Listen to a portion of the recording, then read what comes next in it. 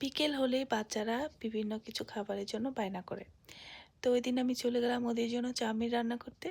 তা আজকে চাউমিন আমি বাটার দিয়ে করব। তো ফার্স্টে আমি বাটার দিয়ে দিলাম, দেন হচ্ছে যে চিকেন দিয়ে দিলাম। তো আস্তে আস্তে আমি সব ভেজিটেবলস অ্যান্ড পেঁয়াজ সব কিছু দিয়ে ভালোভাবে নাড়াচাড়া দিয়ে দেন হচ্ছে যে আমি আমার আগে থেকে সেদ্ধ করে রাখা চাউমিনগুলো দিয়ে দিব। তো এই তো সব ভেজিটেবল আমি হালকা ভেজে সতে করে নিব, কারণ এখানে আমি এগুলো বেশি কুক করব না, বেশি কুক করলে এটা খেতে ভালো হয় না। যেহেতু আমরা জাস্ট এখানে কিছু কিছু ভেজিটেবল দিয়েছি জাস্ট স্মেলের জন্য, যেমন ক্যাপসিকাম দিয়েছি জাস্ট স্মেলের জন্য, সো এটা এত বেশি সেদ্ধ করা যাবে না, তাহলে কিন্তু টেস্টটা নষ্ট হয়ে যাবে।